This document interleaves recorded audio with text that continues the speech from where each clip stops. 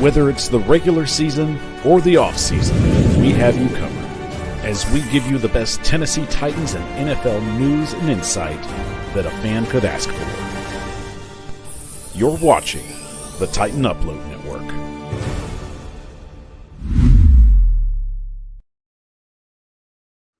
What is going on, Titans fans and all of our fans out there who are tuning in tonight? I'm sure some more will roll in as the show gets going on. Gets going. Either way it works. But yeah, appreciate you guys tuning in tonight, and I appreciate all of you who tuned in the Mike show earlier tonight. And it's good to have my dear friend and co-host James, aka Titans for Life, aka the Big Sportsman, and and we're happy to have you in here tonight, brother. Man, I'm happy to be here. I'm just not happy how the Titans are playing right now. It's depressing. You just want to, I mean, I tell you what, I rewatched the game today, and it would be, I would be really depressed if it wasn't so funny about, how many ways can the Titans find a way to lose games?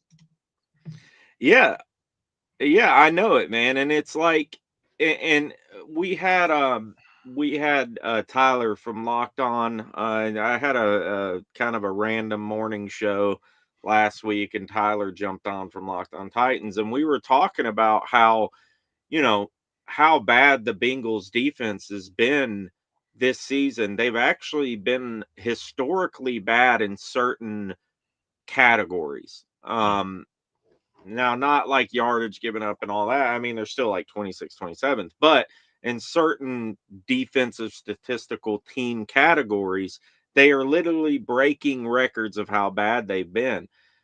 But as you could see, even the Titans put up 27 points on them after 4 interceptions. Yeah.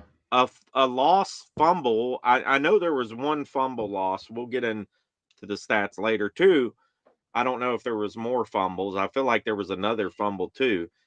But that's 5 turnovers that I know of.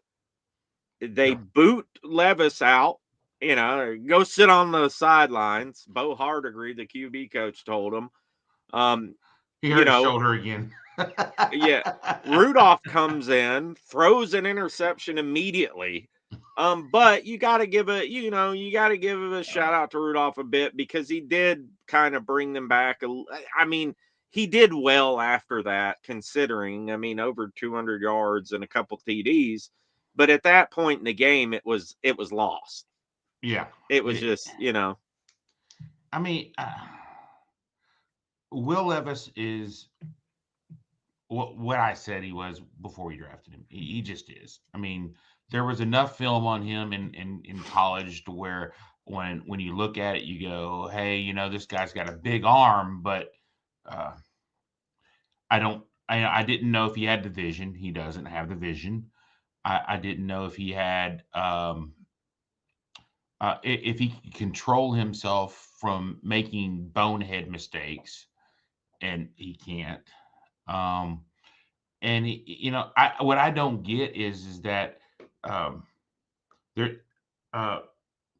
there's a point where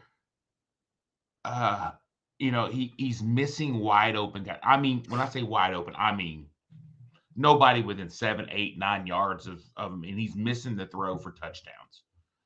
Yeah. I mean, it's and I think I think it's fixable-ish. Yeah. But he's just not, when he's going through his reads, he's not going through his reads. He's going to one, and it's almost like he's closing his eyes, coming across the field and going to the other.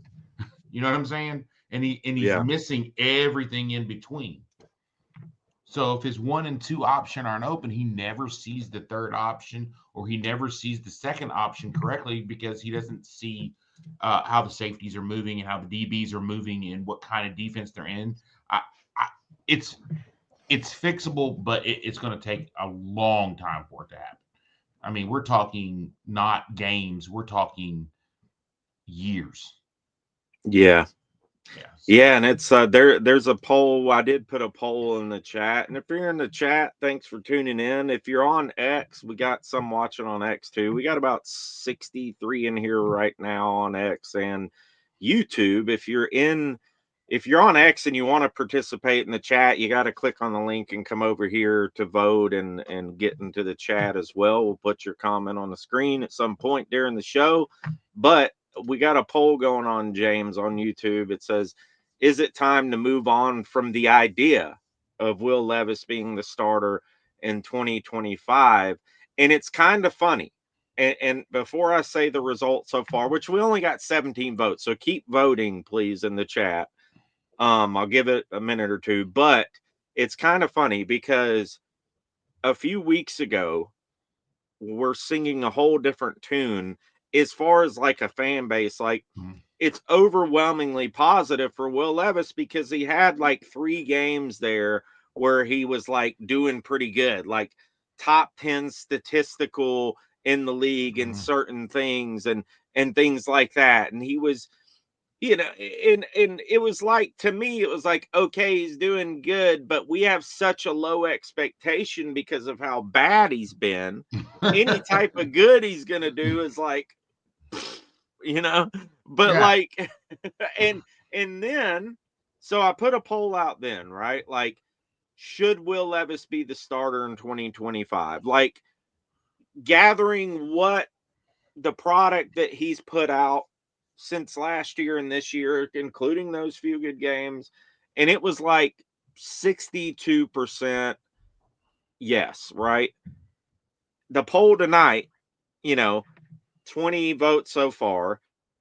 Move on from the idea of Will Levis being the starter in 2025. And I don't know if you've looked at it. Have you looked at it yet? No, I The haven't looked at it. results? What do you think the results are? It's a yes probably, or it's yes, no result, I'd probably say 60%. I think it's flipped, completely flipped. 95% so far. Yes, 95%. Like, we should move on from the idea.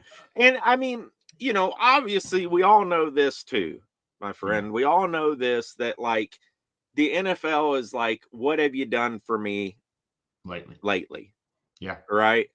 And I just don't see it. You've called Will Levis Frank Abagnale since college, right? He counterfeit. And yeah, and look, man, you go back, and I've harped on this. You go back to Penn State, you go back to Kentucky.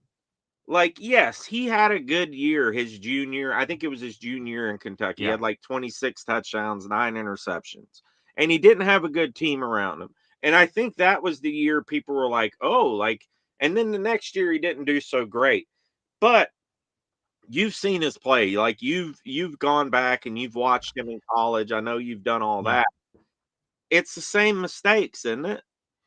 Well, it's the same combination of mistakes. It's the failure to be able to see the whole field, right? He's not seeing the whole field. And the only, that comes with time. And then you would hope from year 1 to year 2 that you would see progression, not regression. And right. And the thing about his junior year at Kentucky is a lot of his passes were out of the backfield. I can't remember the name of the running back, but to the running back, where it was kind of like a drop down kind of pass, right? It was, so to me, that it kind of padded his stats. He had an excellent running back that could do all of those things, pad those stats. But his decision making has always been, when you're in a bad situation, he makes the situation worse. Yeah. And what tells you his decision making is flawed in some way. And in this particular case, this particular year, it's been a myriad of ways. I mean, it hasn't been one way that he's been bad. He's been bad in every way possible for a quarterback to be bad. He's, how do I put this and be nice?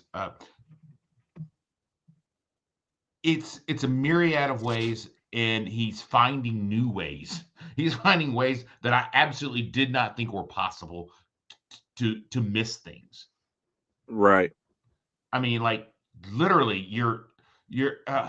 I can't remember the conversation or where I heard the conversation, but the conversation with um, was about that touchdown, the pass that he threw in I think it was Chigakonkwo was wide open, standing Yeah. literally on the end zone, Right. right?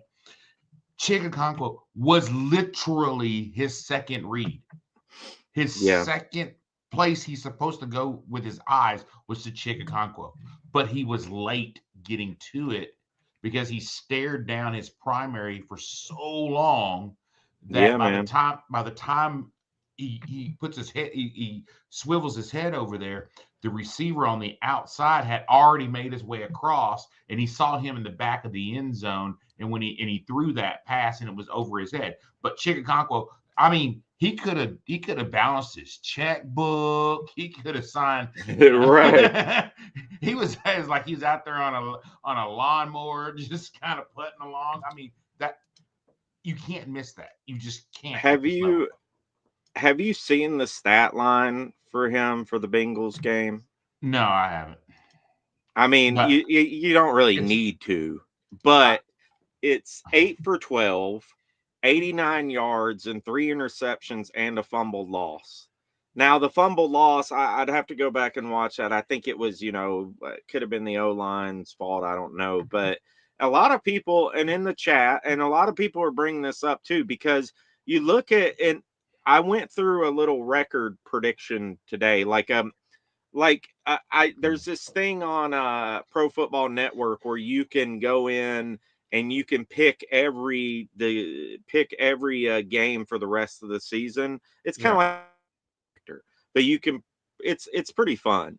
yeah. And I did it today, and I think the Titans are probably going to win one more game. I think they're going to eke out another win somehow, but because the last game of the season too is against Houston, they might not be playing for anything that last game. They pretty much, I mean, they've clinched the division already. Yeah. They'll probably end up getting stuck with that 4th spot. So I Yeah. don't see them really playing a lot of starters the last game. So I could see us winning that game. But as of right now, there's so many bad teams in the league. Like this year has been bad as far as Wow. there's Yeah. 8 teams with 3 or less wins. So last year, to put it in perspective, and we're going to get to some of your comments too in the chat here in a minute, but to get on that perspective, 6 wins for the Titans last year, we drafted 6th. Right now, if we go throughout the rest of the season, win one game, we end up 4-13. From what I saw and what I predicted of all these games, we're going to be picking 8th. Freaking 8th at Oh 4-13. Lord. That's how bad it's been. There's been a lot of bad teams this season. And so you think about that, and you think about the top quarterback, Sanders, Ward, they're probably going to be off the board. I don't know if you want to risk Ward or whatever. I mean, Sanders seems like the more safe pick. He's going to be gone. And the only guy, and somebody mentioned this in the chat, and they've been mentioning it, a lot. The top free agent coming out of this next season is Sam Darnold. Yeah. Sam Darnold has thrown, they're playing tonight right now. He's playing pretty well tonight. He did throw an interception. So he's got like 29 TDs and like 10 interceptions on the year. And he's playing darn good football in Minnesota. But at the same time, he's got a great offense around him. He's got a good offensive line. He's got Justin Jefferson. I mean, he's got the weapons there. And Minnesota's got a darn good football team this year. So, if you look at, okay, you go get Darnold as a bridge quarterback, whatever, but Darnold's going to get paid this offseason. There's going to be a team out there that is going to offer him silly money just because of his one good year in Minnesota. Yeah. Like, I mean, that you put him behind this Titans offensive line. Like, is he throwing 29 touchdowns? He's getting sacked 29 times. Honestly, I think when I look out across the league, there are about all the free agents, and then the possible draft, and look, before we can do anything, we got to fix this offensive line. Now, the offensive line is getting better. We still have problems at right tackle, and we have a rookie at left tackle. I mean, it is what it is. He's going to make some mistakes. I think that we're not the offensive line. If you watch the offensive line as a whole, you can tell they're getting better, right? The offensive line is getting better. Right. They are. That's right. You're right. It's not as good as I want it to be. Everybody wants the perfect offensive line, but it's getting better and getting better. We got young players out there. We got players who who are going to be really, really, really, really good. Okay. We need a right tackle on the offensive line for sure. Right. And then we need, and people, I saw this earlier today. People were commenting that, the Titans wide receivers can't get open. Well, they're getting open. They're getting NFL open. NFL open is a lot different than college open. They're getting NFL open, but you have to have the quarterback to be able to put the ball on time and on target, and we don't have that. Yeah. So I think, in my opinion, just watching all the film, I watch these games. I watch the Titans games 3 or 4 times. I mean, it's just, I enjoy it. Well, not this year. I haven't enjoyed it very much, but I love football. So when I sit there and I watch them, and I watch the all 22, we have receivers that are NFL open. Yeah.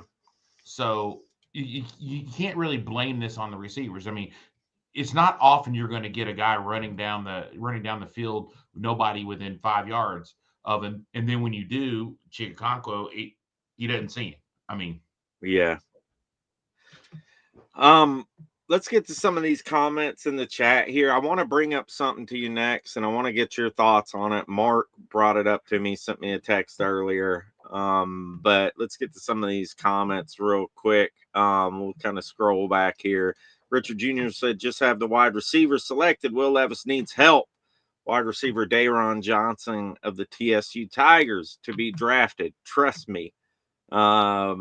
The good Reverend Al Pierce says, I'm not a believer in this QB draft class. The 2025 free agent QBs in our QB roster is trash. Can you guys wave your magic wand, please? I kind of agree with him. I don't think that they're trash. I just think they're going to be middling quarterback. Yeah, middling quarterbacks. Sanders, he's the athlete, but I mean, he's an athlete. He can move around. He can run. He can throw. But, a lot of that in the NFL is not going to be able to be done for very long with it, especially if you want a long career. I mean, because these guys are going to bring the wood and they're going to lay you out. This isn't college. They're not going to be playing in the Big 12. They're going to be playing the Big 12. You know what I mean? Right. I mean, you're going to be playing really good teams with really good players who are really, really fast. But when it comes down to this draft class, is it's suspect. It's suspect for sure. Now I will say the 26th draft class. Oh, it's looking nice. It's looking nice. It's pretty. Yeah. It's looking nice, man. This draft class is like that. Is like that. Is like that person at the end of the bar at the end of the night after you've been drinking all night. Right. Yeah. Gorgeous. I mean, beautiful. And then you wake up the next morning and you, oh, that's what this draft class What happened? What did I do? Bro, you were supposed to help me. You're supposed to be my wingman. Yeah. It's that. Funny. It's that. But MLS Moves says sad days are back, and shout out to MLS Moves. We've been trying to get him on the channel. He's got a soccer a channel on YouTube and on X. He's got like 30,000 followers on X. He had a big following on YouTube, but he's also a huge Titans fan. Puts out great content. But we'll get him on the show. I don't think I would want a QB from the upcoming draft. Get Travis Hunter. Travis Hunter, I'm sorry to say this. Travis Hunter's going number 1 overall. He should be. Yeah. Honestly, to me, I would not want to pick Travis Hunter number 1 overall because I think my offensive coordinator, my defensive coordinator would end up in a fight over which side of the ball he played on. And right now the Giants are drafting number 1 and they really need a quarterback. So like I could see them, foregoing Hunter and like picking up Sanders and then Hunter. And then you got, as of right now, number 2 is the Raiders. Yeah. And they got Aiden O'Connell, which I don't know if like they're going to roll with him into the future or it's a possibility that Sanders and Cam Ward could go 1 and 2, which is like crazy.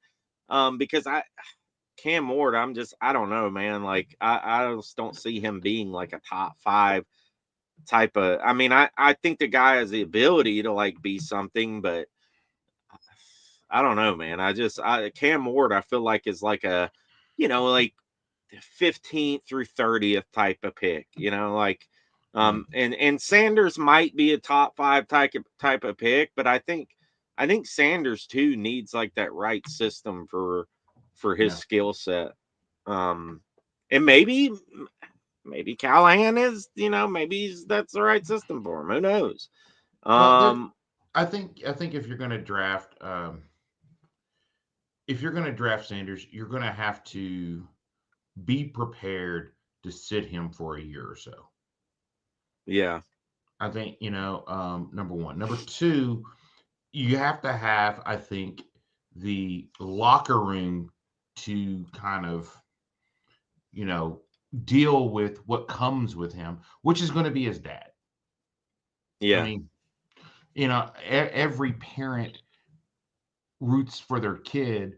It's just the only difference is in this case is that Deion Sanders has a megaphone.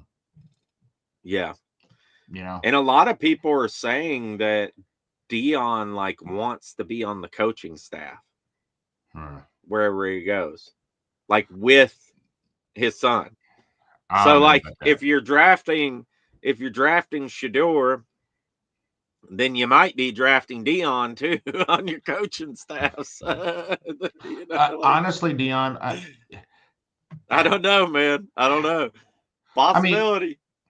If Deion, how about win the Big 12 first? Okay, right before you think about going to the NFL. How about win the Big 12 first? Okay. Yeah, I agree, bro. I agree. But then then you start looking at you start looking at guys like Quinn Ewers, or Ewers, or however you say his name. Yeah, with Texas. Texas. He's coming out this year. Carson Beck with Georgia. But Carson Beck's throwing interceptions left and right. I mean, the only time he doesn't throw interceptions is when he's playing Tennessee. I don't get it, but he's throwing interceptions left and right too. And Luke says he's talking about Cam Ward. He's got a good arm with the ability to run. He's a leader on the field. Yeah, no, I get that, man. And I think Cam Ward's got a ton of potential. I don't know, man. I don't know if he's like, somebody you take in like the top 5, but I can see, look, the Colts took Anthony Richardson based on pretty much talent because his numbers and his play at Florida was not fantastic, not even good if you look at numbers wise. Obviously, numbers aren't everything, but Cam Ward's numbers have been absolutely phenomenal. Yeah. So, like, the one thing I do like about Cam Ward is that even when he starts to run, his eyes stay downfield, and then occasionally he'll just stop. Right. I mean, he'll stop on a dime, leave you a nickel change, and then drop that other dime right in the receiver's hands. He can Right. do that. But where I find that he has problems is that intermediate range, that that 10 to 20-yard pass, which is a Yeah. pass you live on in the NFL. That 10 to 20-yard pass he has issues with sometimes. He'll underthrow it or he'll overthrow it, but he doesn't often put the ball in harm's way. No, he So doesn't. He doesn't throw a lot of interceptions. And, yeah, I mean, the NFL is like all about timing too, timing routes, all that type of stuff. It's I pretty insane. he's the only one that I say is not a boom or bust kind of guy, right? He's going to Yeah. give you a steady lead. He's going to be steady. Now, is he Yeah. ever? Do I think he's going to be a top quarterback in the NFL? No, I don't. I just don't think he has that in him. But I do think he has it in him to lead a team. Yeah. And Yeah. I not make mean, mistakes that'll get you beat. right. So what I wanted to bring up too is a few weeks ago when all that was going on with, when Will Levis was playing better. He had like 3 or 4 games where before this like collapse, this in the Bengals game. Now last game he didn't play great either. But this Bengals game to another level. Yeah. I don't know if he's thrown three interceptions in a game so far. I know he's thrown 2. I don't know if he's thrown. I know he's turned the ball over Yeah. at least 3 or 4 times, fumbling. But this might have been the worst game as far as interceptions go. I have to go back and look at each game or whatever the stats. But a few weeks ago, Buck Rising comes on the air, right? He's on the radio and he is just going to bat for Will Levis. Like, he's like, you guys don't understand, basically doing the Buck Rising thing. Like, I know this team. I know Will Levis. You got, and shout out to Sam Phelan. I love Sam Phelan. He's on freaking Survivor. He made it to the finale. I'm trying to get him on the show. The guys, there's 4 people left. He sucks on Survivor. It's nuts. Wow. Sam Phelan from A to Z. And he's been on the show before. And I hope to get him on again after Survivor's over because I want to pick his brain about that. But Sam Phelan's taking pictures with Will Levis in the locker room, posting them on X.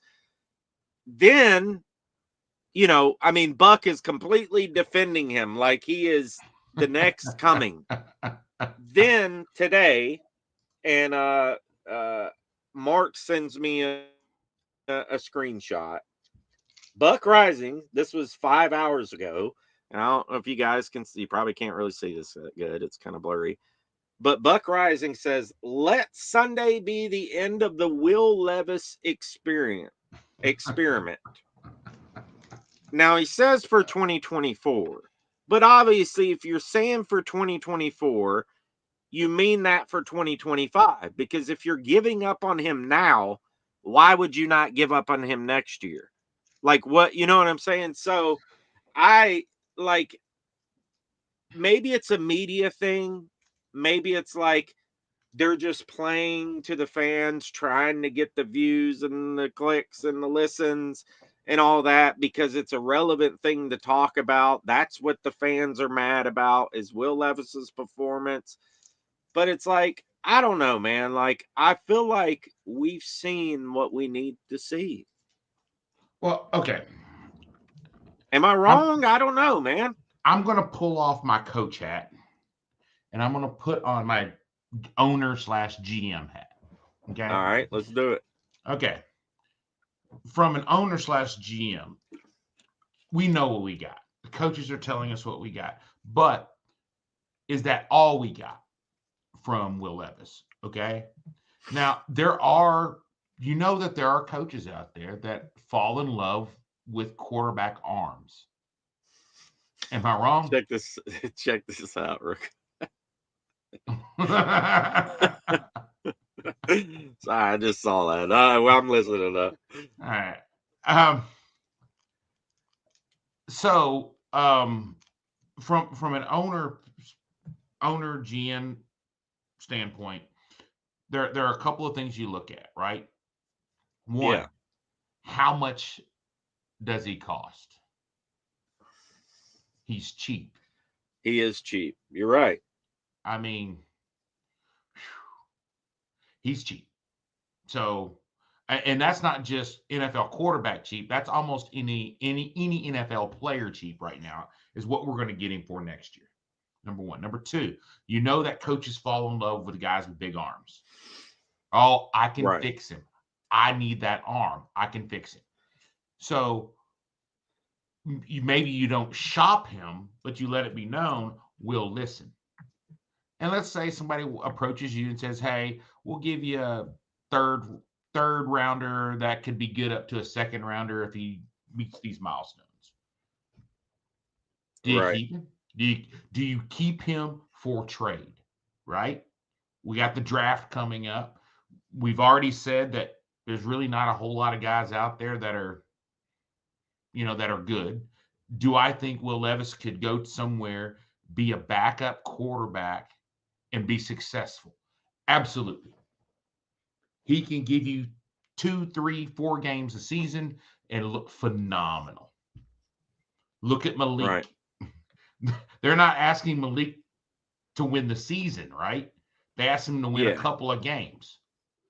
He can do that. Will Levis can do that. So can he go somewhere and be a quality backup quarterback? Yeah, I think so.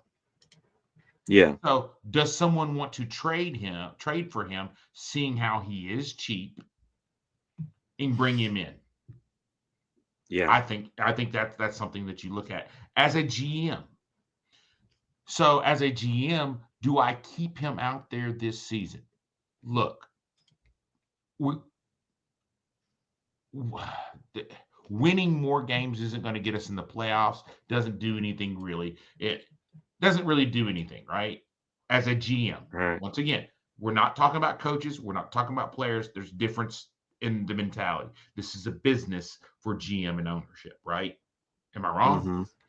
So let's take it from their point of view. Their point of view is if I throw him out there for the next 4 games left? Is that right? There is I think it's 4 games.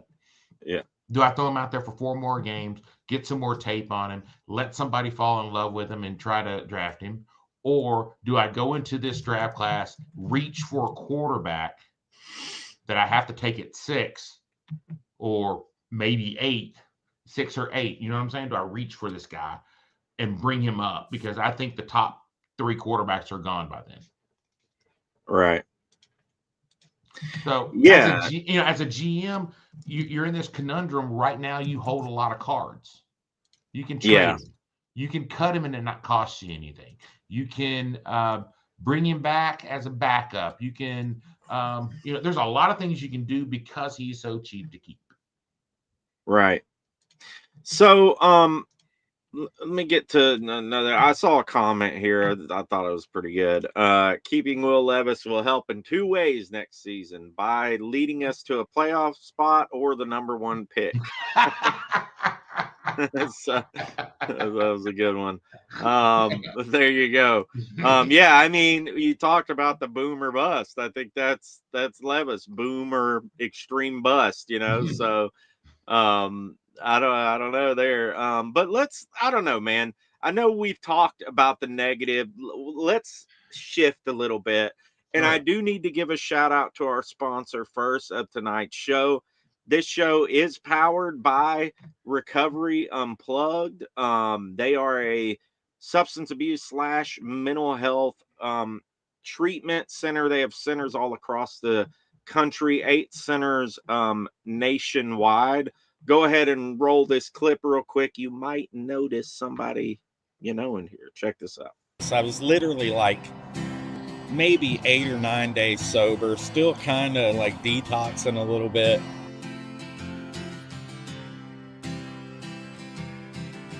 And I just start singing it, man, and something just comes over me.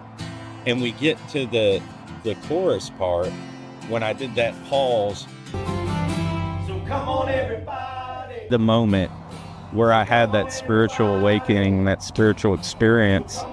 And I knew in that very moment, like, this was what I was supposed to do in my life. So come on, everybody. So come on, everybody.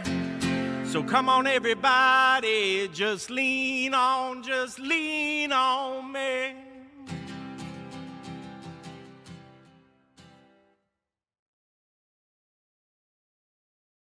Not too shabby, huh? I recognize that guy from somewhere. I just can't put my finger. Not too shabby, huh?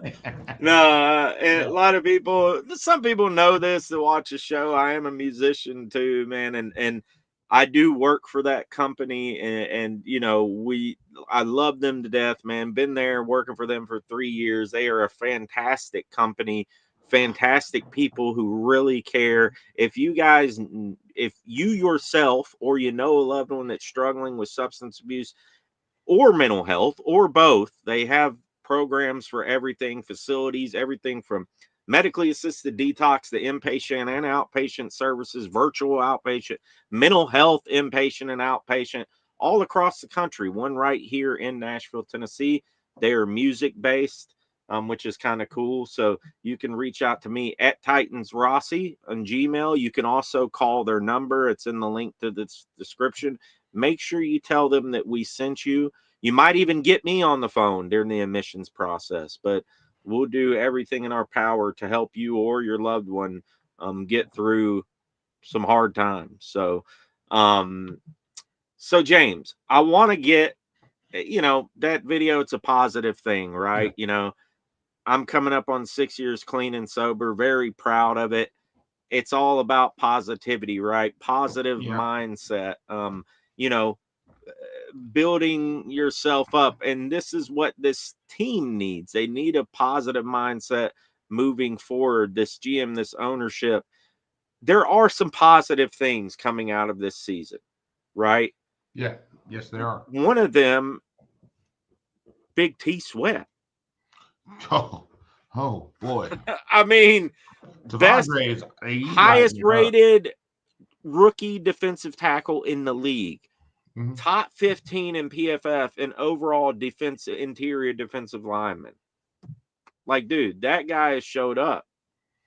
Yeah, I think if I'm not mistaken, he was kind of battling a little bit early on. You know, rookie, some little nagging injury here or there.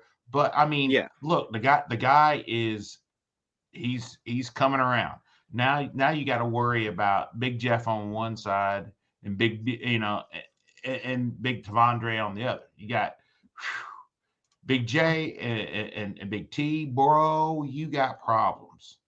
And then, you know, now that's something else I think the Titans kind of need to work on this offseason is defensive pass rush, you know, defensive rushers, outside rushers that can, you know, close that gap a little bit more so the quarterback can't get outside of them. But look, I mean, I personally think from what the defenses that the defensive sets that I've seen is that our corners are playing well enough. Our safeties are playing okay. You know, we're missing you know, one or two little things here or there. There's some lapses here or there, but that's going to happen in every game. Our defense looks pretty good most of the time, except for when they're out there for, you know, 40 minutes of a 60-minute game. Right. You know, you got to keep that offense out there to give them a little bit of a rest. But our defense schematically looks good. And I think schematically, our offense looks good. I mean, schematically speaking. Play, on the other hand, is execution. The execute. Yeah. What do you think about what do I think about Tennessee's execution? I'm in favor of it. That's funny. Dude, so last week or this past Sunday, I didn't get to watch a lot of like the first half because I was working. I typically don't work Sundays, but I had to work. And I didn't know this happened. But I go back and I see the play replayed on X. And I don't know if you saw it too, but Sweat gets that fumble, runs 30 yards, stiff. I wish I could play it on here, but we would probably get caught. I wish I had an opportunity. He put his hand right on. I was like, and that boy was running. Teron Davenport said, you were running 15 miles an hour. And I gotta play this clip, man. I got the clip. Shout out to Ron and Jim Wyatt. I'm sorry, I laughed. I was laughing about that when I saw it. I was rolling. Oh, dude, it was awesome. But this was Big P Sweat after the game. Y'all check this out, man. This is awesome.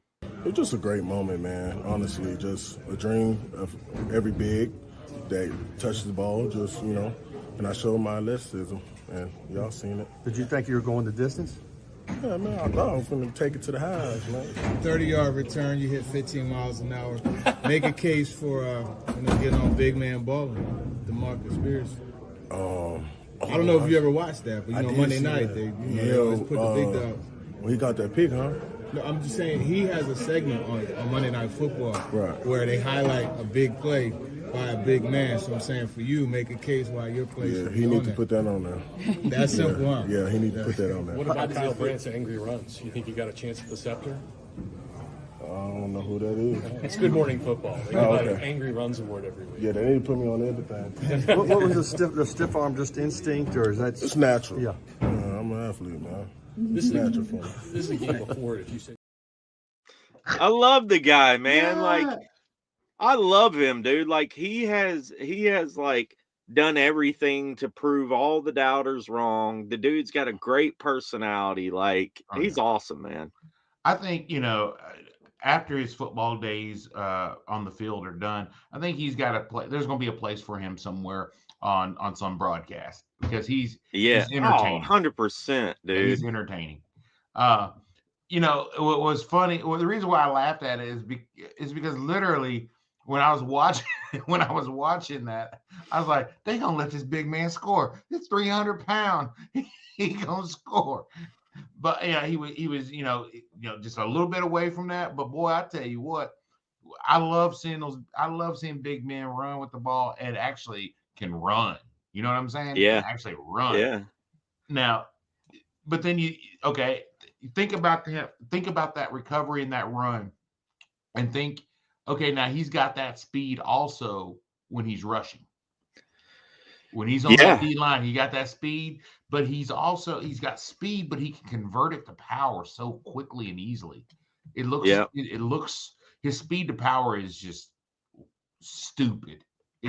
He's gonna be a problem once he gets it all figured out. He's gonna be a problem. Yeah. He's gonna be what I call a Tums man, because offensive coordinators and offensive line coaches are gonna be eating Tums like it's going out of style. He's a Tums man. Philip said Sweat was moving like Kung Fu Panda. Yeah, the dude was awesome, man. Steve says, I have to admit, and shout out to Steve for being a member. I have to admit, I have my doubts about Sweat. I'm still traumatized by. Yeah, but see, this is a completely, and I get what you're saying, Steve, but completely different situation, I think, than Isaiah Wilson. Like, I think that the difference between Wilson and Sweat, I think, is night and day, because Wilson just was not ready at all. Like, Sweat has proven already through training camp, through the season, like, he is 100% on board. Like, I just don't see any type of Isaiah Wilson and T'Vondre Sweat at this point. Like, I think Sweat loves playing the game, and I think he just loves playing football. Like, and I don't think Isaiah Wilson did. I think it was all about the money from the very get-go, and he didn't know how to handle it. And, that is what it is. You know what I think?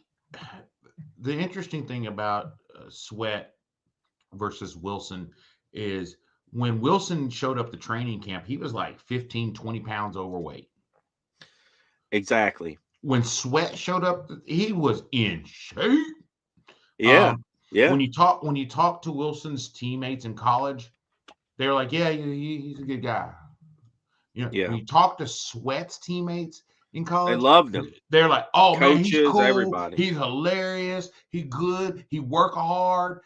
All those things, right? So the knock on Sweat that I had when he was coming out of college was that he was lazy.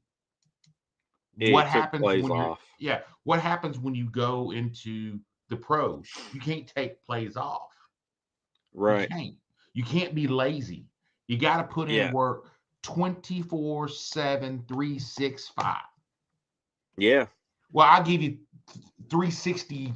I give you, I'll give you Christmas. I'll give you New Year's. I'll give you your birthday. I'll give you the 4th of July, and I'll give you Mama's Day. I'll give you those 5 days that you can kind of, chill.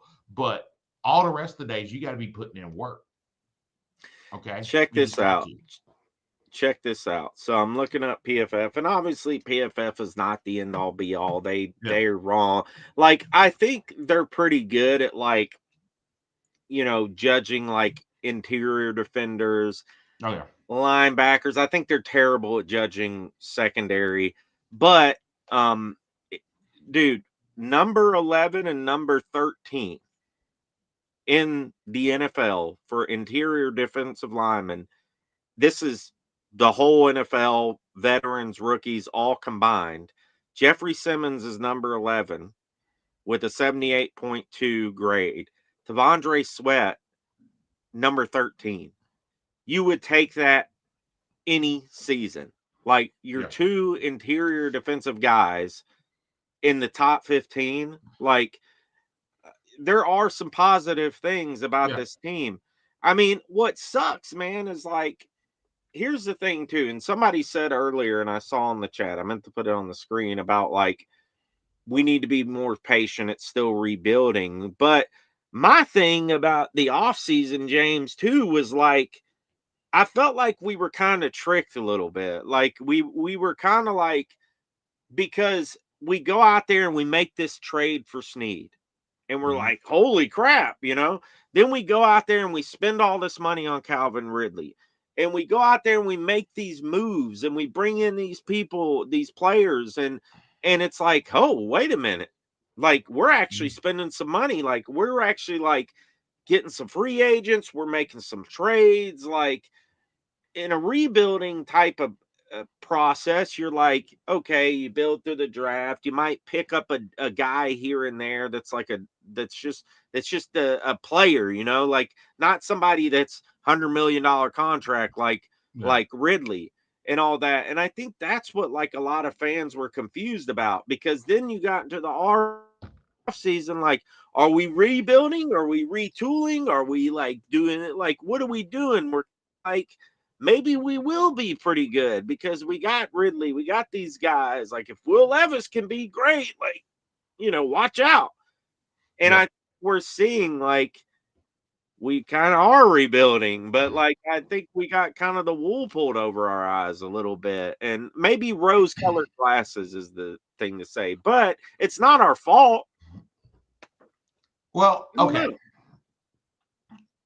A little bit of background is that I have conversations with sources. They're kind of off the record. They're just kind of like background type stuff.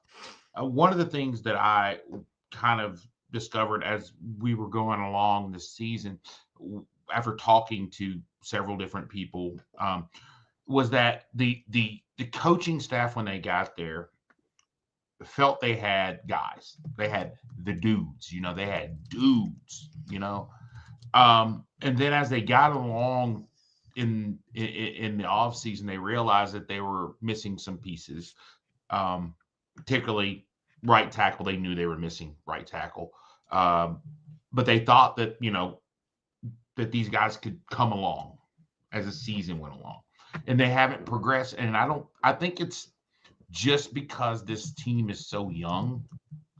I mean, the Titans are a pretty young team. Yeah, overall, yeah. Yeah. We got on the left side of the offensive line, what we got? A rookie in a second year. Yeah. We got a third-year player at the right guard position. Right. That offensive line is young. We had NPF is in his third year? This is his third year. Is that right? You're cutting out there, bro. What'd you say? I said NPF, he's in his third year, isn't he? Yes. I want to say he's in his, So think about that. all your guys on that offensive line, except for your center, who you brought in, who is a free agent that you brought in, they're all first, second, and third year players. Right. And to be honest with you, I don't think a lot of the players on this team know how to be professional. And I say that because of a statement that was made, that when they came back from the bye, the reason why they played poorly is that they were ill prepared. And it wasn't because of the coaching staff. It was because during the bye, they weren't preparing themselves. You're a professional football player. You always, what I say, I give you 5 days a year. Every other day, you need to be putting in a lot of work. And these guys got to learn, these young guys are going to have to learn how to become professional football players. And there's very few people there that can teach them. Yeah, I think, it's another kind of, I'd like to see Tajay Spears do more, but like he's kind of been hurt this season. He hasn't done a whole lot this season, and that's kind of been disappointing too. No knees is hurt. I mean, but it's not. But you got to think his size is going to play a role in that. He's not a very big guy. Yeah, and I mean he had some good plays this last game, and I don't know what's up with Pollard. I need to check on the. I think Pollard. I don't know if he came back in the game. Let us know in the chat. I can't remember if he hurt his ankle. Let's see what this says here. I want to say he did come back in the game if I remember correctly. Yeah, he did. He hurt his ankle Sunday. Let's see, carried 7 times for a TD. I don't know. I want to say he did come back in the game, but I don't think he stayed. Let's see. Like I said, I only caught I went back and watched a lot of the highlights. I didn't catch like the first 2.5 quarters because I was working like full on.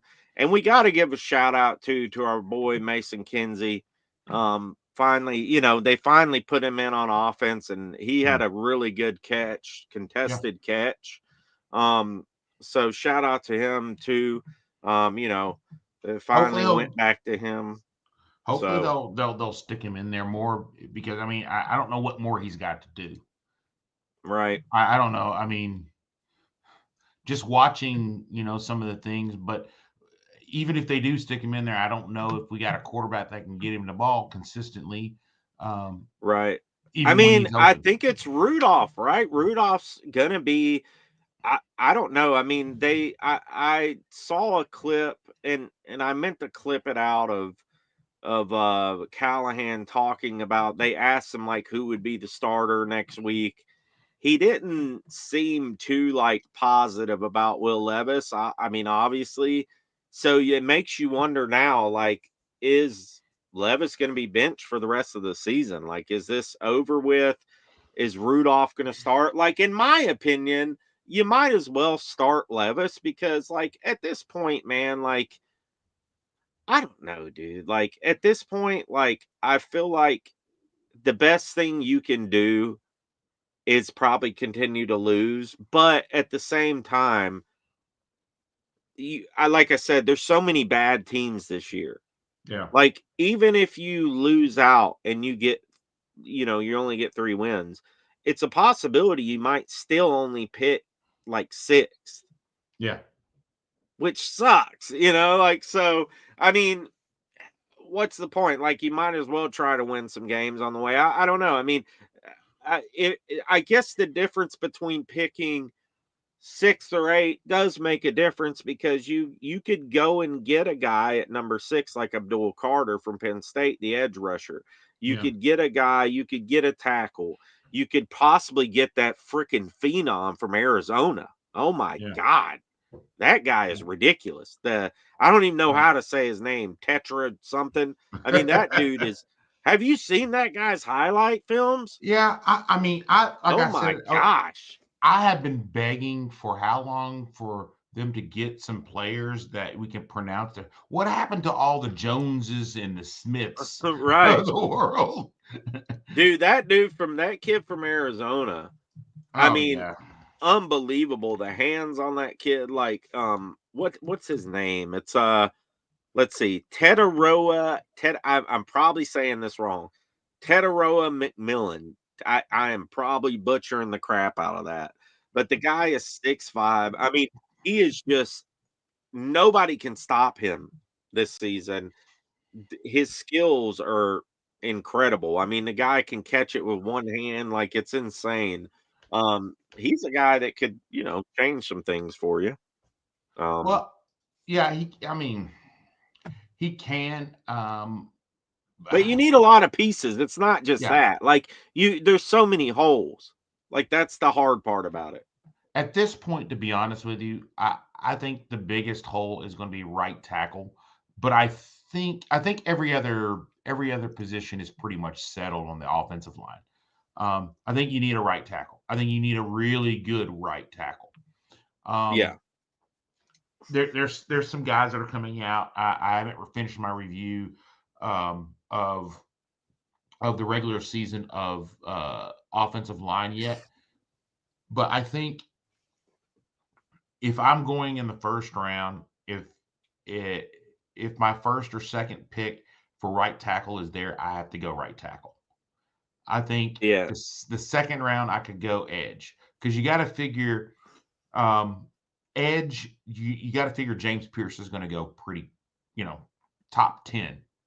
He's going to be probably top 7, right? And more than likely, if you're picking 6, 7, or 8, there's greater than a 60% chance he's gone, because edge rushers are, hard to come by.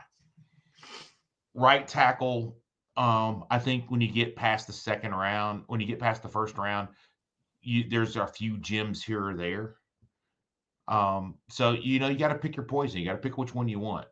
I think the Titans could go either edge, or they could go, edge rusher and build like a tremendously great defense, but it's not going to help you if your offense can't get a snap off without your right tackle waving past the rusher as he goes past them. Yeah.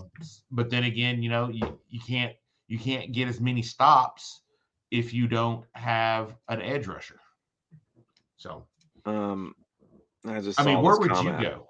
I mean, if you're, let's say you're the GM / head coach / whatever, whoever makes that decision, and you say, who would you be picking in the first round? Or at least what position? Yeah, I mean, I think they're going to pick 6 through 8. So, I don't think like the quarterback you would want is going to be available there. So, like, if you're not going QB, like I think I really like the guy at Penn State, Carter. I love James Pierce, obviously.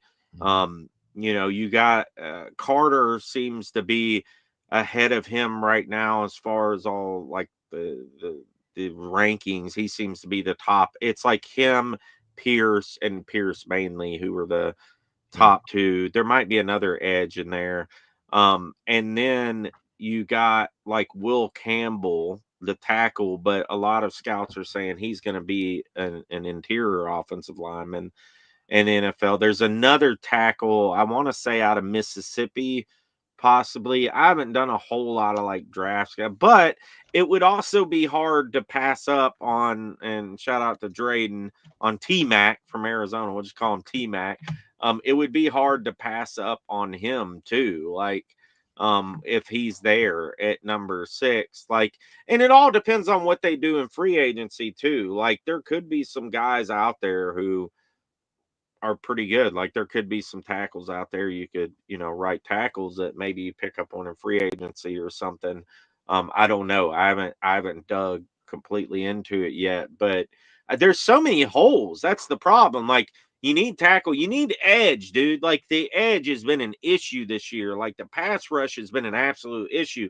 Harold Landry has disappeared the second half of the season. Like, he was the only guy that we really had. Jeffrey Simmons is having one of the best years of his career, but he's an interior guy, like, mainly. Like, we need an edge rusher bad. And James Pierce in a Titans uniform, I'm here all day for that. and I'm here all day for Abdul Carter too. Like, so that's another position. Like, that's so important on a team, that tackle. I mean, they need a playmaker and wide receiver. You can't just rely on NWI. Like, NWI's had a great season. He's had, a bunch of touchdowns, but he's not a guy that's out there making plays every other play. I don't know. I mean, do you think like a Will Campbell would be there? Will Campbell, I think, would be there. The question is, like, what do NFL teams grade him, or what do NFL teams view him as? Because I've read a ton of different stuff on him where a lot of scouts are pegging him as an interior offensive lineman in the NFL.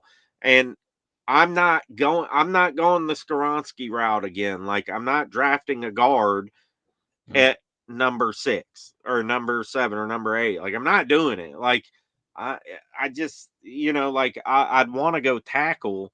I'd want to make sure he's going to play tackle if that's what we're drafting him for, if that's what he is, whatever. But I think it really depends on what position he's going to play, if he's going to play inside or outside. I don't know. Yeah. Out of all of the guys who I'm kind of impressed with at tackle, I like Simmons, Josh Simmons, out of Ohio State. I really do like he's the guy. another guy. Yeah, I like him. There's another guy. Let me go in here and find him. I can't remember what his name is. Oh, Kelvin Banks out of Texas. I totally forgot about that dude. He's like the second rated tackle, I think. I'm not impressed with him. Yeah. I'm just not Kelvin Banks Jr. Yeah. But the guy who I have been impressed with so far has been Josh Simmons. I really like him. I think I think he's good. And then the other kid out of Minnesota, Ezri, or I can't remember. I don't remember his name. It's Air something Ezri. He's out of Minnesota. He's really got. I mean, the only thing is he's a little tall, and that can become. I wonder how that dude. Remember, there was a guy in the draft this last time around last year. Fuaga. I wonder how he's doing this year. Let's see how. Is he starting this year? He was. I don't know. Talisi Fuaga. Remember you were big on him last year. A lot of people were big on him. Let's look him up. And let me see here. I'm pulling up this like PFF thing. I don't know if he's starting or what. Right now he's, let's see, I got it here. Okay. Right now he's ranked 50th on the PFF. I don't know. It doesn't. Okay. He's played 889 snaps. Yeah. So, I mean, obviously he's been starting. I want to look up. There's a way to look up. Let's see. Draft year. Okay. Bear with me a second. Okay. So Joe Alt is ranked first. No surprise there. Yeah. Latham is ranked 59th.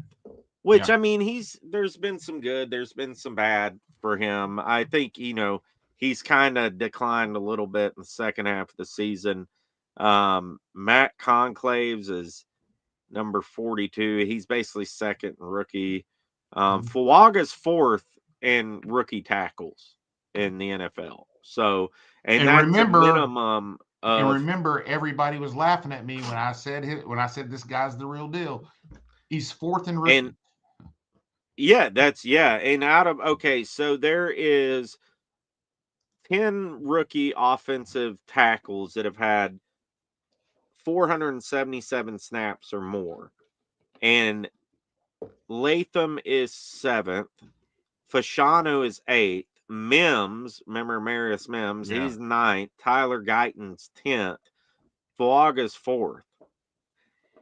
There's a guy out of Baltimore, Roger Rosengarten's 3rd. Matt Conclaves is second with Indianapolis. Now he's only played 371 snaps, so he's probably filled in. So I don't know. I mean, Fuaga seems to be showing out. So, well, I mean, but you also have to listen to James. There you go. You also have to think that Fuaga is just not used to the strength that he's seeing week after week after week here. Okay. He's Yeah. going to get better. He's going to get stronger, specifically in the off season. I think he's going to get bigger and a little stronger. And the thing is, if you watch him, he plays for the Saints. If you watch him, when he gets his hands on you, you're screwed. Yeah. You are so screwed. Right. But I'm kind of surprised at Mims. I wasn't really high on Mims, but he's playing relatively well. I mean, yeah. Considering once again, we have to kind of grade rookies on a curve because they haven't seen some of these moves. They haven't seen speed to power. They haven't seen power to speed like these NFL guys can do, and they're going against the best of the best of the best. Whereas in college, you could go against Sisters of the Blind one week, and then the next week, you know what I'm saying? Right. It's one of those things where I think honestly, I think Fuaga is going to be a really, really, really, really good player. I mean, really good for a long time. But I'm concerned with the Titans because it seems like no matter who they get, they brought in, how many tackles have they brought in for the right side? Oh man, they've kind of it's been a miss on quite a few. I think they brought in every right tackle there is in the NFL that's free agent. I really do. I don't think there's anybody left to talk to. So I think that, to be honest with you, I think they're going to have to go and get a right tackle in the draft. But you never did say. Did you say that you were going to go with a pass rusher? Or I mean, I really just think it just depends on. I mean, I think at that spot you either got to go with tackle or edge.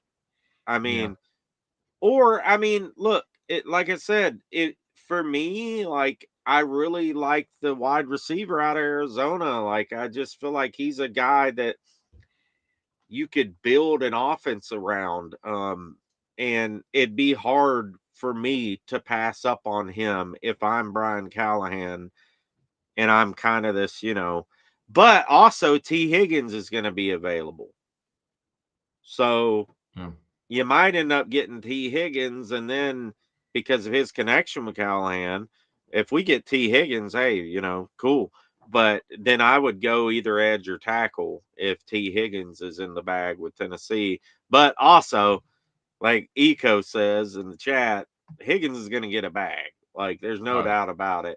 He's only like 26, I think. Like, a lot of, people think he's been in the league a long, long time, but he hasn't. He's still got a lot of talent. So I don't know. I mean, I just and trading back. We could trade back. Mike Vrabel's burner. We can trade back. Like, that's another thing too. Maybe you trade back to 10, 11, or 12, and you maybe James Pierce happens to fall a little bit. I don't know. I don't know what I would do. I mean, I really don't. I do think that games are won with the big uglies. Yeah, they're won or lost with the big uglies. You get the Titans wide receivers an additional second or so to get open. I think, but the problem is that I haven't been seeing them not open. I mean, they've been open. They just haven't been hit. I think, that, and I just don't like any of these quarterbacks coming out this year. I think this is. But I think but I do believe that the 2026 draft is going to be loaded. Yeah, it will. Let's check the poll again. We haven't checked in a while. We only got 25 likes on this show, but you guys hit that like button for us, which is not terrible, but considering there's a Monday Night Football game, there is 210 people watching. which is awesome. Some of them on X, some of them on YouTube. But the poll, basically, there's 75 votes. So is it time to move on from the idea? Now, keep that word in mind. The idea of Will Levis being the starter in 2025, 88%. I mean, it's holding strong at yes. So that's kind of, I think, going back to him, I think that's kind of what you get with Levis. Like you don't know what to believe from week to week. He shows you something great, and then the next week it's absolutely awful, and you're like, I don't know, I'm so confused. The only thing consistent about Will Levis's game is going to be the inconsistency. It is. There you go. That's fantastic. He's consistently inconsistent. Yeah. Now, to be honest with you, I don't know if I draft a quarterback. I mean, I think at the end of this season, there's going to be a lot of journeyman quarterbacks that will do. I think there's a lot of guys who are going to be older, who's going to be free agents. Bring them in for a song and a quarter. Draft everything that you need around them. I think you're going to, and I say you keep them there. You get somebody who you think you can keep for 2-3 years. Who's going to be willing at the end, somewhere around that second or third year at some point, who's going to be willing to be a backup quarterback, get you through a full complete season. I think that, you might want to, just go ahead and if no one makes you an offer on Levis, then, you don't really release him because he is a guy who has starting experience in the NFL. You let Mason Rudolph go. You bring in this guy to be your starting quarterback or quote compete for your starting quarterback. You move Will Levis to a backup quarterback. Maybe at the end of next year, somebody says, "Hey, we want to give Will Levis a shot," and they offer to trade you. But I mean, Will Levis is just so doggone cheap. I don't know that you're going to be able to get a backup quarterback for what you're going to be paying a guy who's had starts. Chef Rand says thoughts on Darnold. No. Yeah, I mean, he's going to cost a lot. That's the thing. Like, he is. And, I mean, he's had a pretty, rough career up until this year. I mean, you can't knock the guy for having the season he's having in Minnesota. I mean, he's having a heck of a season. There's no doubt about that. But, do you want to spend all that money on Darnold? He's going to get a lot guaranteed up front. There's no doubt about that. But, I mean, if you're talking about, no, man, because if you go into 2026 and you're in the Arch Manning sweepstake, that's what you want. You're going to have to tank again to get the first or second pick to get somebody like Arch Manning. To get maybe Nico comes out of Tennessee. Maybe there's some other. I got to look at the list. I know there's some other top quarterbacks too. The quarterback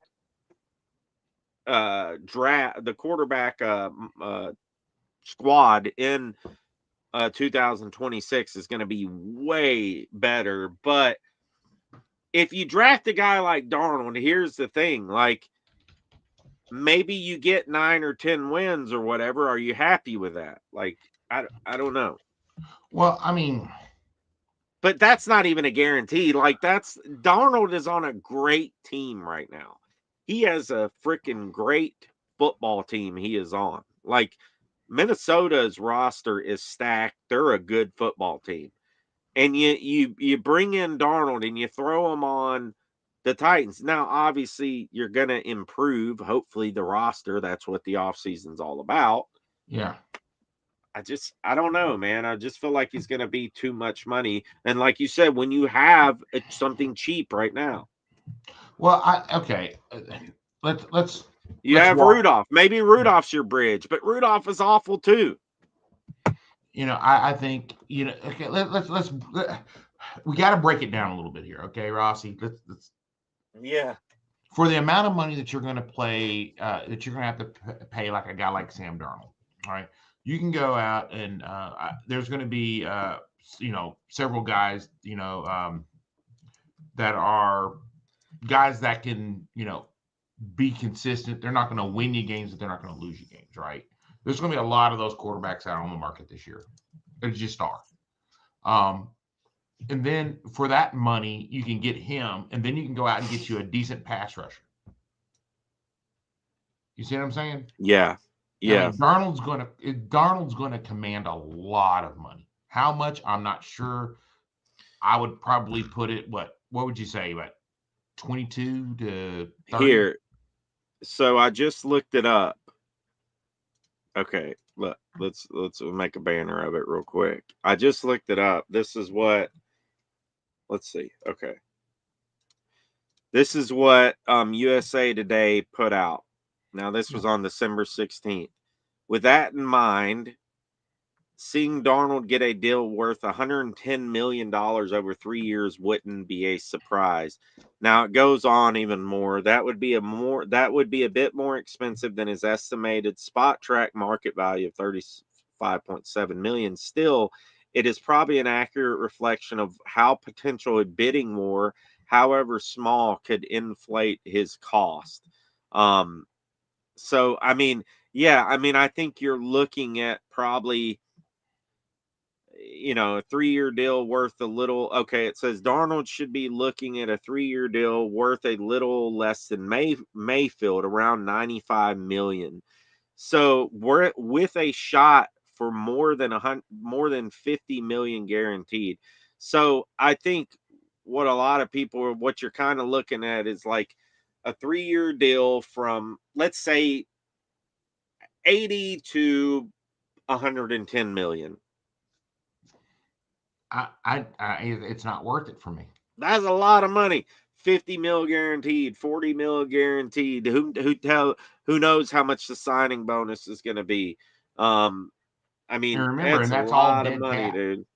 And that's all dead cap. So, me personally, I'd rather solidify my offensive line so I can bring in a guy. Yeah, it's not about. All right, Chef Rand. It's not about do we have the money now? Yes, we do. Projected, will we have the money? Probably. But it's, you're going to have to sign guys again here pretty soon. I mean, there's a lot of guys you're going to have to sign here pretty soon. Skoronski, I think he's got 2 years left on his deal. Yeah. So you're going to have to extend him at some point, probably after year 3, and that's not going to be cheap either. You got guys, you got guys that are on short-term deals now. You bring them back, or you're going to have the money to bring them back. That kind of stuff, right? So there's a lot of stuff, that you have to kind of weigh there. Me personally, like I said, I go to the draft. I think that the 26 draft is going to be something like the 83 draft of quarterbacks. It's going to be that good. Yeah. It's going to be one of the top. It's going to be one of the top drafts for quarterbacks in NFL history. I think this is a great comment. We don't need to win games. We need the better picks. It's a rebuild, not a retool. We lost our franchise coach, franchise running back. And yeah, I mean, if you look at it like, if you're in the mindset of rebuilding, you're rebuilding. Like this whole retooling thing that we supposedly did this past offseason, like that kind of mindset could have set you back a few years. Like, you know what I mean? If it's more of like, okay, retool, and you're supposed to be rebuilding, maybe that sets you back, a little bit. I don't know, man. Yeah, Rand, I think it's a risk either way. Like either way, it's a risk. Like, who knows? I don't like this is more than a rebuild. Okay. Yeah. The entire Titans organizational structure has been changed. Everything. This is a restructure. This is a building literally the entire organization from the ground up. So if you thought just bringing in Callie was going to, do all these things, you're wrong. And then now I'm hearing people say, "Oh, we need to fire Callie. We need to get rid of Callahan. No, he's horrible. He's yeah. I mean, a chef got to give make Callie another year. I At think you got to give least. him 2. You know, to be honest Yeah. with you, and Yeah. a chef can't make a 4-course meal out of paprika and a Pringle. Right. Yeah. And Oh that's man, I what we missed you got. having you on. Upload says a shout out to Upload. Upload's been putting in work, man, on the watch parties and just for the channel doing shows. I mean, he's been putting in work. But he says Woods full rebuild, yes, but we did it halfway. You don't trade for a number 1 quarterback and spend a ton in free agent if you're fully rebuilding. I mean, he makes a good point. You know, I mean, and Snead hasn't even played at all. Heck, Snead might not play another down in Tennessee. They might end up trading him somehow. I mean, it's the knock on Snead is that he's injury prone. There you go. I mean, he had an interception his last game back, which was great, but the thing is that when you got a guy like Snead out, it changes your entire defensive scheme. You're going to have fewer chances for interceptions because you can take fewer chances. Yeah. You know what I'm saying? You can't break on that out route as hard as you would if you had somebody behind you. You know what I'm saying? Yeah. Forget rebuild. The Titans need a exorcist. That's true. This is really not a rebuild. The front office has changed so much. I mean, just the guys who are doing analytics, they brought in all these different things. Look, this is wild. This is not just a few people gone. We're talking about almost everyone from 2 years ago in that front office and that coaching staff is gone. Yeah. And no, I mean, Roger McCreary's played very well, man. Mm-hmm. Like, you got to give a shout out to Roger McCreary. I think he's more of a, a slot guy or whatever, but he's been really good. Like he's been forced to play outside sometimes. Yeah, I mean, and honestly too, like, and you go back to this draft class too. I mean, Jarvis Brownlee's played pretty well. I mean, he's had some unwanted penalties, but he's played well. Sweat has been good. Latham, I think Latham's going to get there. Yeah. I mean, Brownlee was good. Like, what's his name? Cedric Gray's it's kind of been disappointing because he's been hurt and we haven't seen him. Kind of a lot of mysterious injuries with Gray. Like, it's kind of been a weird thing where we just haven't seen him and he just got back like last week, I think. So the draft class was not terrible. The grind in the NFL is very different. And a lot of these smaller, younger guys, they end up getting injured and hurt because, honestly, it's different. They just haven't gone through something like this. Morrow says, take a while. Yeah, definitely. And Morrow says, we forget that these are first-time coaches, so they are learning too. So we can't just fire everybody. Learn how to cook food and stop microwaving everything. Man, the chat's been great this show. I don't know. Eco says trade Snead. We don't need him. I mean, I think if you can get something good for Snead, then trade him. Let's see. If I'm not mistaken, we have spent a certain amount of money each league year. He's talking about we have to spend. Yeah, there's a league minimum, but it's okay. It's not over. It's not necessarily year to year. It's over time, and you can move money forward. There are ways to move money forward. If you didn't spend enough last year, you can move a little bit forward.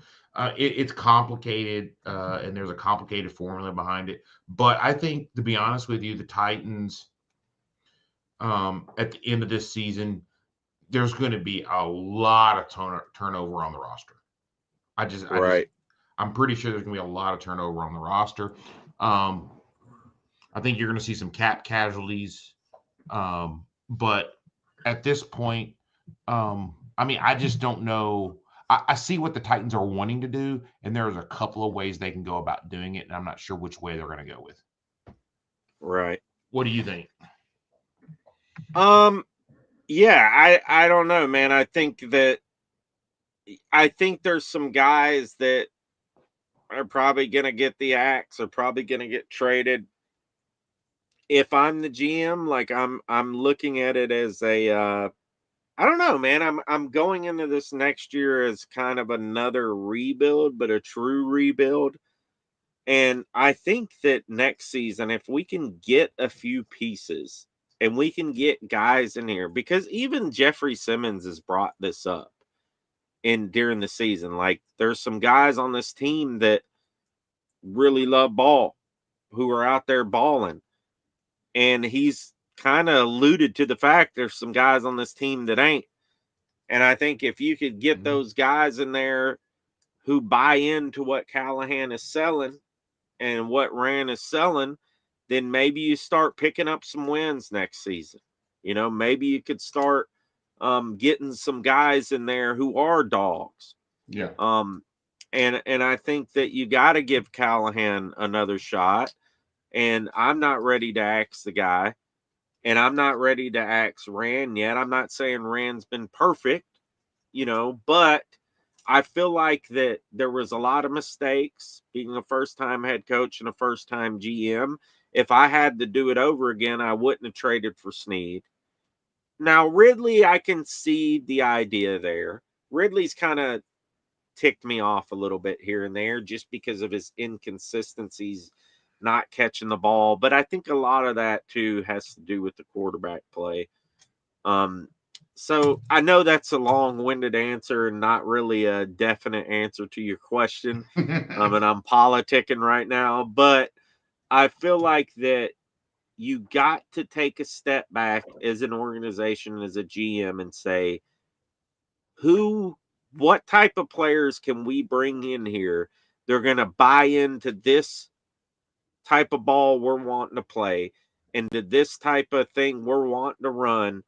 And is bringing a guy in like L'Jarius Sneed worth more than bringing a guy in here that's not going to cost as much, but is willing to ball out, put in, 100% more to what we're doing? Yeah. So I don't know. There's some big decisions to be made. This offseason is going to be very telling for the Titans. And I think there's some there's some lessons that have been learned. Yeah. And hopefully they learn from those mistakes of this last offseason. I mean, okay, I'm going to take a step back and say this.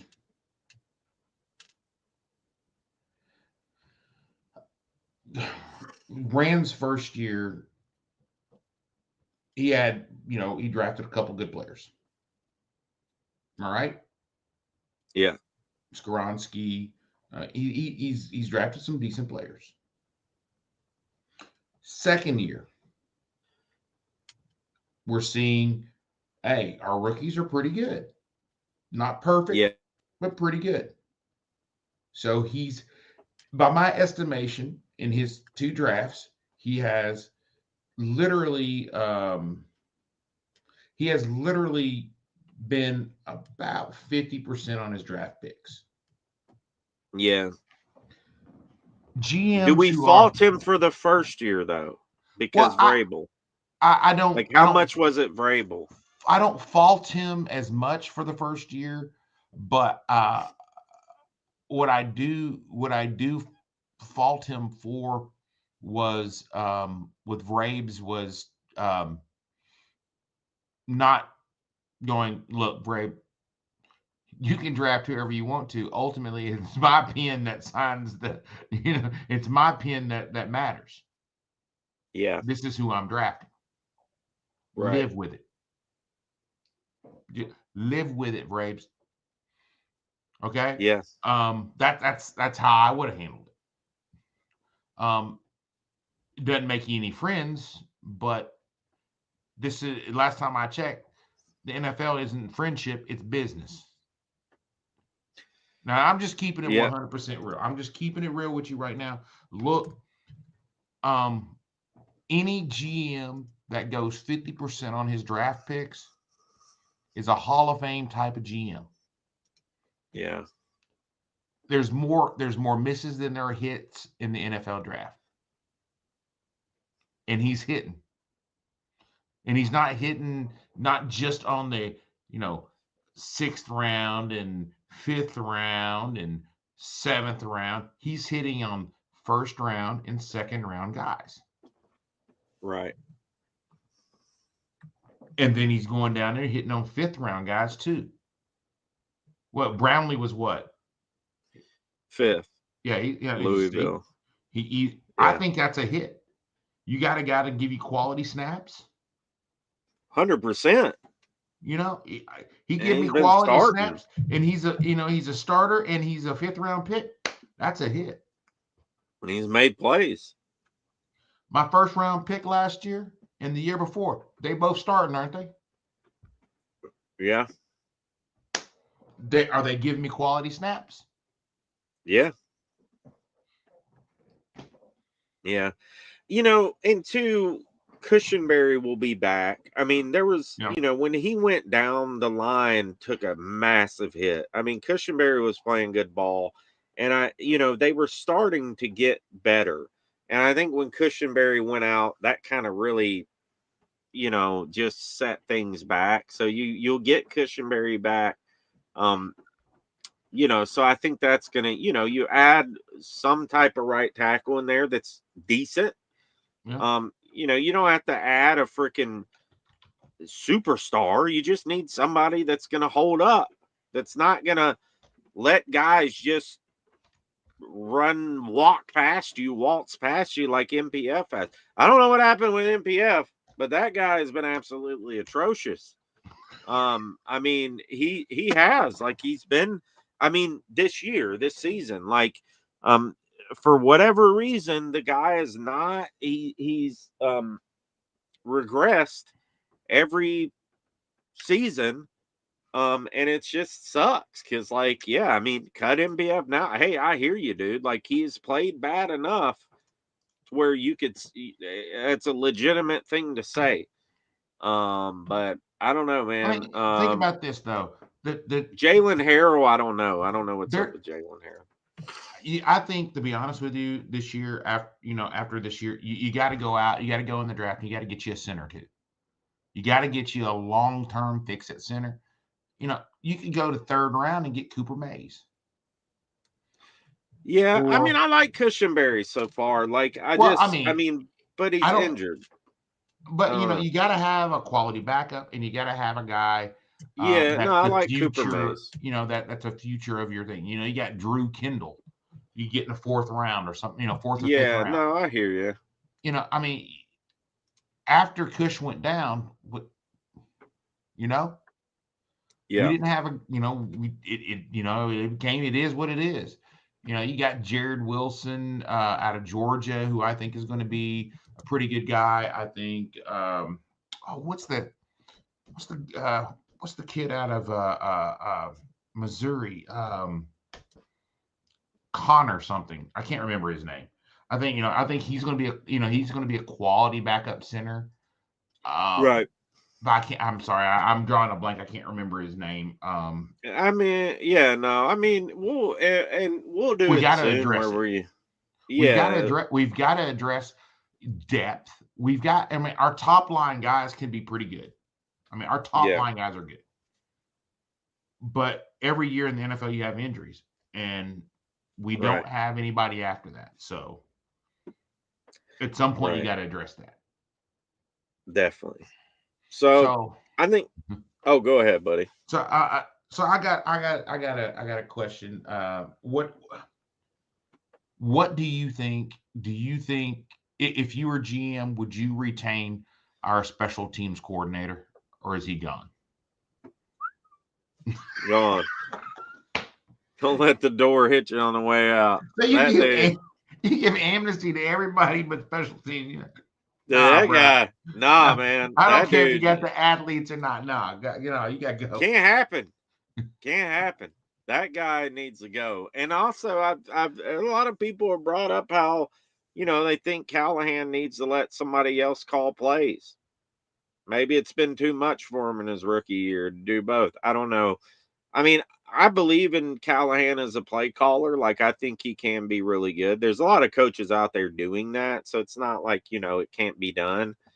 But yeah, like Philip, man, he's had a lot of funny comments. He said, "Is the water wet?" As far as Colt Anderson, I mean, yeah, Colt Anderson. Like, you can't have what's gone on this season, and I mean, it's just, I don't know. I don't know how much of it's on the special teams coach. Like, players play the game, but at the same time, like, usually, unfortunately, the special teams coaches are usually the one to get the axe first when it comes to that. But I mean, I don't care for the guy. Like, I've seen him up there after games. He looks like a deer in headlights. And I don't know. We've just had a string of kind of crappy special teams coaches, and we used to have dogs at special teams coaches. Who was the guy? Alan Lowry and like, yeah. we had some dogs at like the special teams, but I mean, you know what? If you're gonna give,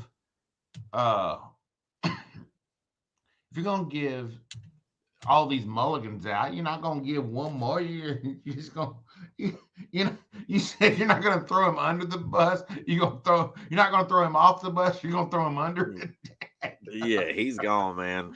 Send him packing, goodbye. But I don't know, man. They'll probably end up keeping him. Who knows? I've heard that he's kind of probably on the way out, and the way he acts post game now, it seems like he feels like he knows it, but I don't know, dude. I gotta end the show, man. I gotta work in the morning, but it's been a fantastic show. Yeah, it really has, man. It's good to have you back. I love that shirt too, man. Oh, thanks. I don't that even thing is remember where I awesome. got it from. I got it off online somewhere, and I can't remember where it was. But I like it. It's nice and comfortable. I'm hoping to score on some Titans gear this Christmas, so we'll see what happens. We'll see what happens, but man, it's been a blessing as usual. And I appreciate everybody in the chat. Hit that like button if you haven't yet. We're trying to get this going again. I mean, me and James used to do this pretty consistently. I've been really busy the last few weeks. Mom was in rehab. She came home today, so the eagle has landed. She's doing a lot better. So my duties will kind of lower a little bit. My brother's coming home, so I've been kind of busy just on life stuff. So hopefully we'll be getting this show rolling on a more consistent weekly basis again, because I love doing it with James. This is what we used to do every single week. So and you guys seem to really like it too.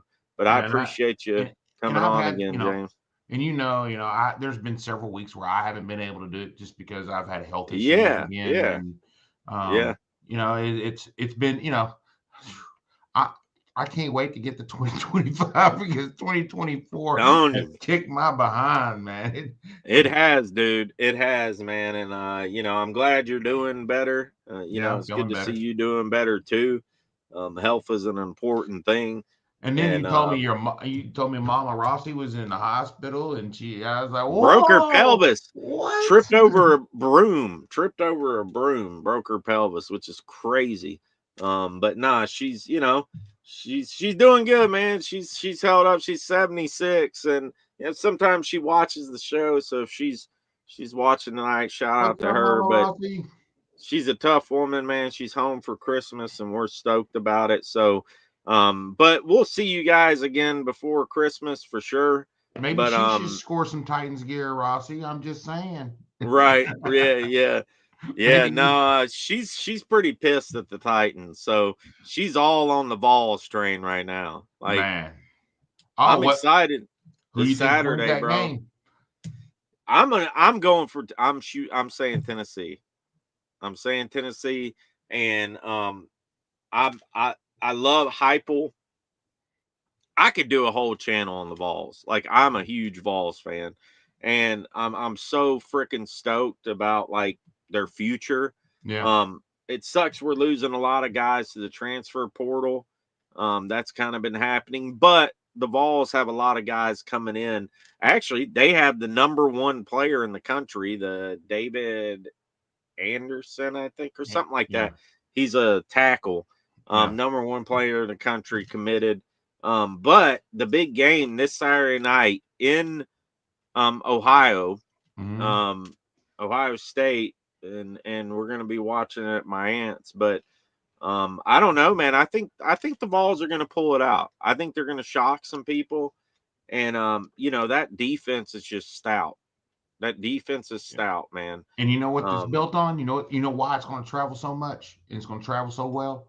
That defense is built on that defensive line. They run 12 Oh, kids dude, it's awesome. deep. They go It is. deep. It is fun to watch, man. And I think Ohio State doesn't know what's coming for them. I don't think it's going to be, a blowout by any means. I think it's going to be a close game. But I think, Tennessee's coming to play. Like, I don't think Tennessee's just going to, like, lay down and, anything like that. I think Tennessee's coming to play. And I think Nico has been better and better throughout the second half of the season. And I'm excited to see. I don't know. What's your thoughts, man? I'm going 32-13 Tennessee. Wow. So you think it's going to be a clobbering? Well, first of all, I think that if I'm not mistaken, it's ACC refs that are going to be reffing this game. If I'm not mistaken, Okay. I think I heard it was ACC refs. And unlike in the SEC, where apparently you can clothesline a guy and not be called for holding, they call holding in the ACC. It's either ACC or Big 12. I can't remember which one. It's one of the two. So I think Big Pierce is going to go off. I think they're not going to have anything. I mean, and the problem with Ohio State is their offensive line. They've got a ton of injuries. Not good. A lot of guys out. And I'm just telling you, man, I think they're going to get on them. They're going to get on them early with that defense, and it's going to be a defensive, beautiful game for the Vols. Yeah. And then Nico's just going to hit 2 or 3 big shots down, and then we're just going to run the ball down their throat the rest of the time. I mean, we got one of the best running backs in college football. He played in the SEC and had the most yards rushing and the most touchdowns in the SEC. I'm sorry, how is he not a part of the Doak Walker Award? Doak Walker. Yeah, it's stupid, man. It's ridiculous. And shout out to Save City Titan, formerly Sin City Titan. But yeah, man, like, no, I mean, Sampson is a beast. I hope they rely on Sampson. The thing is, I think if they can get past Ohio State, then they got a chance to win a national championship. Yeah. Like, I really do. If you can go on the road, play over 102,000 people, it's bigger than the Ball Stadium. Now, I don't, it's a great atmosphere too. It's a great college football atmosphere. It's going to be a tough, loud environment. If you can go on the road, especially if you win 32-13, but if you can go on the road and lay it to Ohio State, you got a chance to win the national championship, because you go the next week, you go play Oregon in a neutral field. But isn't that game at the Rose Bowl? Is that the game that's at the Rose Bowl? Yes. Okay. Yeah. So it's closer to Oregon, but the Vols are going to travel well. Yeah, right. It'll be warm. And the Vols fans will travel well for that game. Yeah. Like, it's probably going to be, it might be maybe a tad more Oregon fans, but believe me, the Vols fans are going to travel for that game. But well, yeah, when the Ohio Vols State go out there, when you want to talk about traveling well, when the Ohio State AD has to get on live air and beg Ohio State fans to not sell their tickets to Tennessee fans, they travel well. Oh yeah, dude. I'm stoked, man. I'm nervous. Like I really want the Vols to win this game, man. Like I just want to see them take that next step. It's been so long as a Vols fan. Like it's been so long since we've had really a championship caliber. We were close there to like with Hendon Hooker, but we lose that game to South Carolina. And it was just, man, Right. what a I disaster. think of it like this. Think in this terms. Won the College World Series in baseball. Yeah, we're number one in basketball. Number one in basketball. Yeah. In men's basketball. I think there are 13 in women's basketball. Is that right? 13 or 18 or something like that I in think women's so. basketball. Yeah. Or in the college football playoffs. We pull off all that. I'm sorry, man. There won't be a Tennessee left because I'm pretty sure we will go out in the streets and destroy it. They're going to have to pick up the state of Tennessee and rebuild it. What was it? Did a bomb go off? Nope. Tennessee won everything this year. And we just beat Illinois in basketball. So I know Mark Oh, yeah. Mark did give us a shout out and said, you guys got a good team, which I was shocked because Mark, like, he is not a big, well, I know it's football. He is not a big, like, Tennessee football. So, I mean, he's an Illinois fan. He lives in Illinois. But, I think he thinks the Vols are kind of overrated or whatever. But I mean, we'll see. We'll see come Saturday night, man. We'll see what happens. So, Michigan can be beat, though. They got whooped by, not Michigan. Ohio State can be beat. They got whooped by Michigan. So that last game, and man, their fans were irate. So, all right, guys, we're gonna wrap it up there. James, I appreciate you, buddy. To the chat, I appreciate y'all too. We're gonna play out this little sponsor clip to end the show as well. So tighten up, everybody. Remember to check in the link. Check out the link, Recovery Unplugged Behavioral Health, and we'll see you guys next time. Tighten up. Keep it real. Keep it real, everybody. So I was literally like maybe 8 or 9 days sober, still kind of like detoxing a little bit.